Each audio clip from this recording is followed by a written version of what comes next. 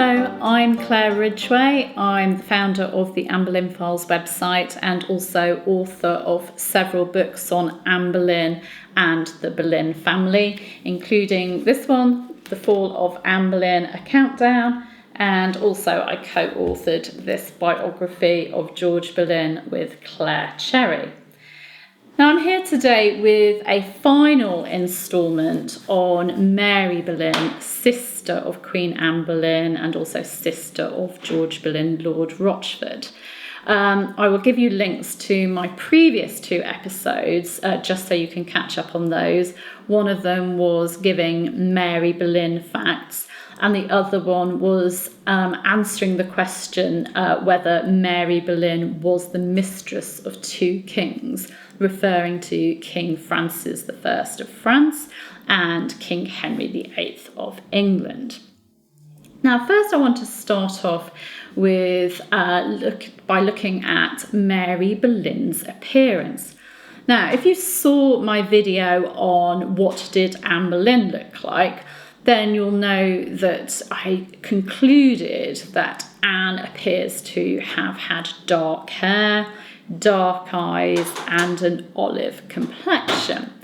But what about her sister Mary? Well, I often come across statements online about how Mary was the exact opposite of Anne Boleyn, that Mary was a classic English rose type with sort of fair hair and fair complexion and light eyes, and that she took after her mother, Elizabeth Howard. That her looks were inherited from the Howard side of the family. Well, that idea, I feel, is nonsense on two levels. One, we don't know what Elizabeth Howard looked like, so how can we say that, she had the Howard looks and that Mary Boleyn got her looks from her?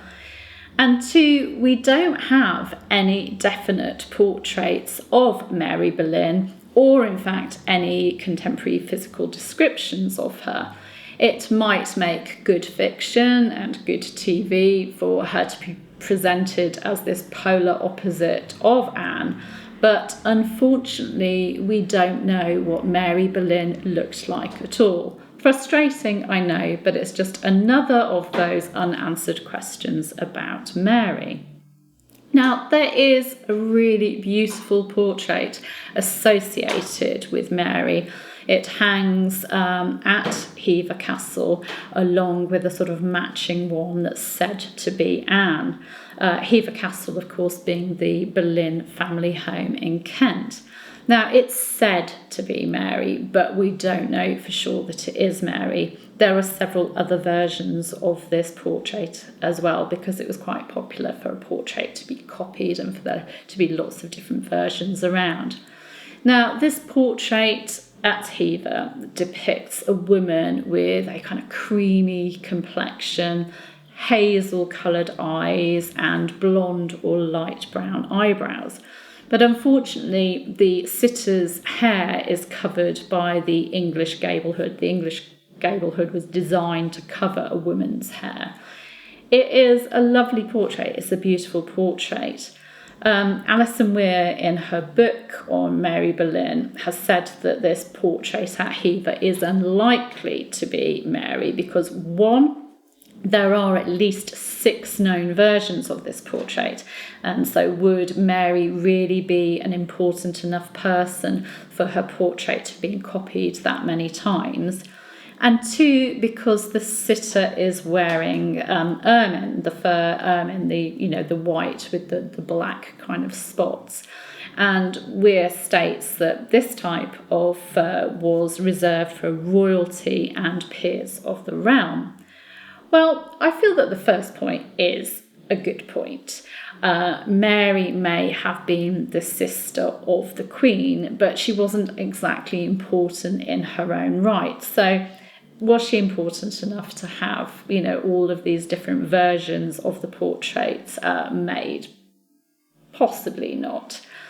However, the second point about the fur is not valid, actually. Susan Higginbotham, in an article on her blog, History Refreshed, I'll give you a link to read that, points out that ermine wasn't reserved for just royalty and those right at the very top. She gives examples of other portraits, such as Elizabeth Lady Volk's wife of a baron, who sat for her portrait wearing ermine, and also Elizabeth Speke, who left a gown edged with powdered ermines in her will. So she was obviously allowed to wear it too. And Susan actually did some digging in the sumptuary laws just to see what they said about the wearing of ermine, and found that esquires of the body and their wives were allowed to wear it. Now, William Carey, who was Mary Boleyn's first husband, was an esquire of the body. So Mary, as his wife, was allowed to wear it, so she could have sat for a portrait wearing ermine. She was entitled to it. So we can't rule out the sitter being Mary, but we also cannot say that that portrait definitely is her. It is just another of those frustratingly unanswered questions. Now, Roland Hoyt, on his blog Tudor Faces, puts forward the idea that a miniature painted by the Flemish artist Lucas Hornbolt, or Lucas Hornbout, which has in the past been associated with both Catherine of Aragon and Jane Seymour, could actually be Mary Boleyn. And I'll give you a link to read Roland's article in full so that you can see his arguments. He thinks that it could be one of a pair, one of Thomas Boleyn and one of Mary. It is a beautiful miniature. Roland puts forward some good arguments, but again, it doesn't give us any idea really, if it is Mary, of what she really looked like, because again, the sitter is wearing, a gable hood, and it's a very stylized kind of miniature, so it really doesn't give us much clue of what Mary looked like, if it is in fact her. So, what did Mary look like? I'm sorry, but we haven't got a clue. The classic English rose idea, no, I think we can dismiss that. We just don't know.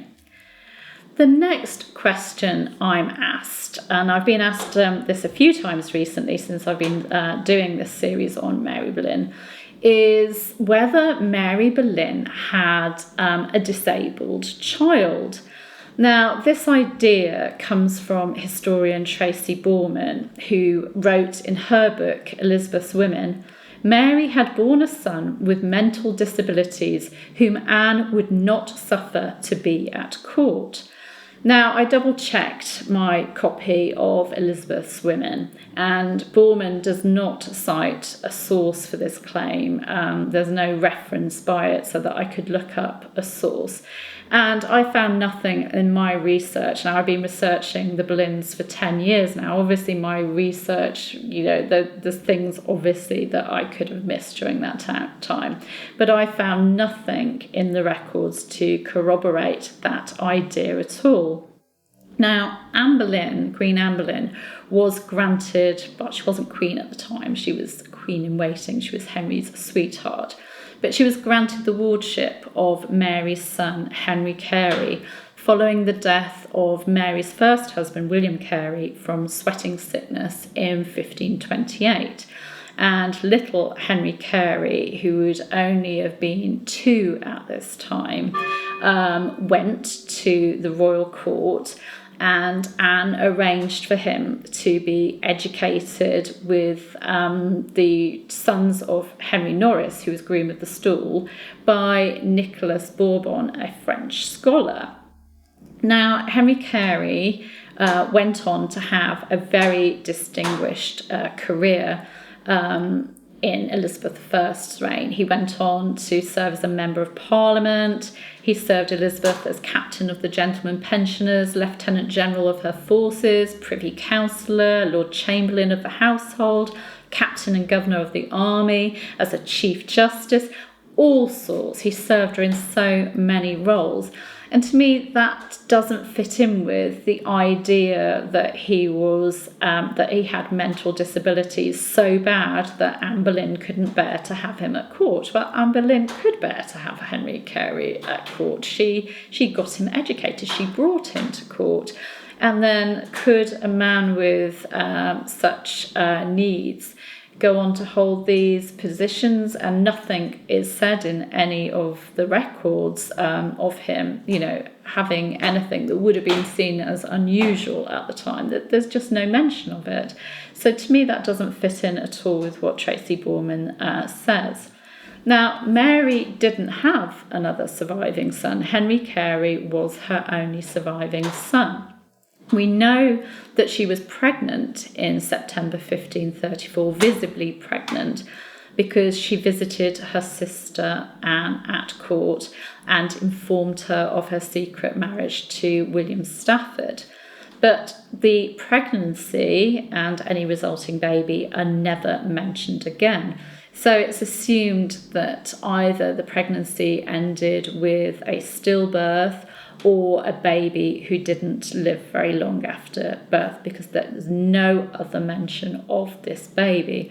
So I feel that it is safe to say that Mary did not have a son with a mental disability of any kind. And I don't understand where that idea has come from. I just can't find anything which backs that up at all.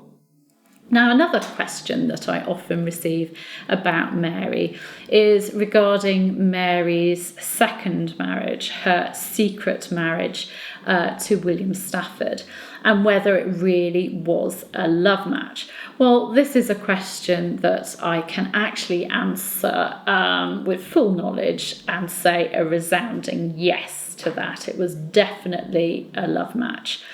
In 1534, as I said, Mary went to court to tell Queen Anne, her sister, of this secret marriage. And she ended up being banished from court. And she also ended up having her allowance, her financial allowance, cut off by her father, Thomas Boleyn, for marrying without the family's permission and without the permission of the Queen. Because although she was a widow, and widows normally had a bit more free reign about their subsequent marriages, she was the sister of the Queen, and it was expected for Anne to arrange, a good marriage match for her. And Mary went her own way and annoyed everyone. Mary turned to Thomas Cromwell for help, with the hope that he would intercede with the King and the Queen and with her family and just sort of persuade them to help her financially. And it is from this surviving letter that we get some insight into this Boleyn woman who's normally such an enigma. And it is from this letter that we can tell that her marriage to Stafford was a love match. Mary wrote, "But one thing, good Master Secretary, consider, that he was young and love overcame reason. And for my part, I saw so much honesty in him that I loved him as well as he did me, and was in bondage, and glad I was to be at liberty. So that for my part, I saw that all the world did set so little by me, and he so much, that I thought I could take no better way but to take him and forsake all other ways, and to live a poor, honest life with him. And so I do put no doubts but we should, if we might once be so happy to recover the King's gracious favour and the Queen's. For well I might had a greater man of birth and a higher, but I assure you I could never had one that should love me so well, nor a more honest man." Then she goes on to say, "But if I were at my liberty and might choose, I assure you, Master Secretary, for my little time, I have tried so much honesty to be in him that I'd rather beg my bread with him than to be the greatest queen christened." So this is evidence that her second marriage was a love match. She talks about love overcoming reason, that she'd prefer to beg for bread with him than to be a queen like her sister. Although obviously it didn't stop her from coming to Cromwell to get her family's help. But it is just such a beautiful letter, and I feel it's so genuine and heartfelt. And Mary is usually such a shadowy figure, one that we don't know hardly anything about. But here we have something of her personality, something of her feelings. So I love this letter and the insight it gives into her life and how she thought about things. And it is clear from that she chose to marry this man because she loved him, that she felt she was in bondage before, but marrying him has given her liberty. And she sounds so happy. So I love that letter. Another question that I'm often asked, and one that I've been asked after my last couple of videos, was whether there is any surviving correspondence between Mary Boleyn and her sister Anne. Well, a lady called Dorothy, who watches my videos, drew my attention to a letter which is transcribed in Louisa May Alcott's book, Old Fashioned Girl. Louisa May Alcott in this book says that it was written in 1517 by Anne Boleyn, and it's addressed to someone called Mary.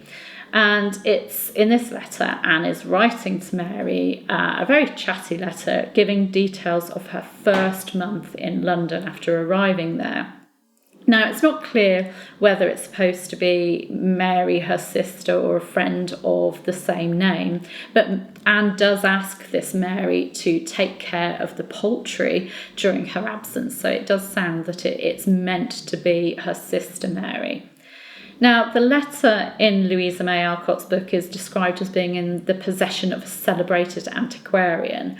And as I read this letter in the book, it suddenly dawned on me that I'd read it before, and I recognised it. And then I realised that it was actually transcribed also in historian Elizabeth Norton's book, Anne Boleyn in Her Own Words and the Words of Those Who Knew Her, which I think is also published as the Anne Boleyn Papers.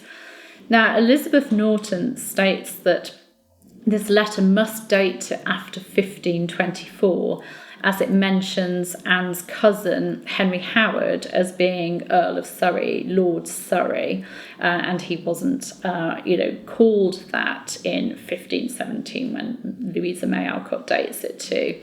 Also, the 1517 date doesn't work with the fact that Anne Boleyn would have been in France at that time. She was in France serving Queen Claude until she was recalled in late 1521. So that doesn't work. Now, Norton goes on to explain that the letter was first printed in 1769 in an article that compared the manners of the time, the 18th century, with earlier times. And that's also how it's used in Alcott's book as well, a comparison of the manners and the ways of the time. But Elizabeth Norton points out that the letter is unlikely to be genuine. So it's really unlikely that it was written by Anne Boleyn because there are too many errors in it. For example, it mentions the Lord of Leicester when there wasn't a Lord of Leicester at the time. Robert Dudley didn't become, Earl of Leicester until, in Elizabeth I's reign, and there wasn't an Earl of Leicester in either 1517 or 1524. That doesn't work. And also there's a Fair Geraldine mentioned. Now, that person was Elizabeth Fitzgerald, and she wasn't even born until 1527. So there are mistakes like that, and there are others, so it really doesn't work. And also the style just doesn't seem to fit with the time either. So it seems to be a forgery, I'm afraid to say. It's very disappointing, but it does seem to be a forgery. But I'll give you a link to read it in Louisa May Alcott's book, so you can read it for yourself and just see what you think. Now, another question I'm often asked is, where was Mary Boleyn when her siblings, George and Anne, fell in 1536 and were executed? Where was she? And did she do anything to try and help them? Because, of course, in the film, The Other Boleyn Girl, we see Mary pleading with King Henry VIII on their behalf. Did that really happen? Well, this is where Mary Boleyn retreats into the shadows once more and becomes this shadowy figure that we don't know anything about. We don't know where Mary went after she was banished from court in September 1534, or where she was in May 1536. Alison Weir believes that William Stafford had been based in Calais, serving Lord Lisle there. So perhaps the couple lived in Calais, which of course was an English territory at the time. So perhaps they lived there for a time, or perhaps they sought refuge with William Stafford's family, who seemed to have been based in Hertfordshire. They certainly wouldn't have been welcome at Hever Castle, with the fact that Thomas Boleyn was very cross with Mary. He cut off her allowance. So it seems unlikely that they would have gone to Hever Castle. Now, we do know that Stafford was in Calais in late 1539 because he was appointed as one of the men to meet Anne of Cleves, who'd travelled to Calais and rested there before then travelling on to England to, of course, marry King Henry VIII.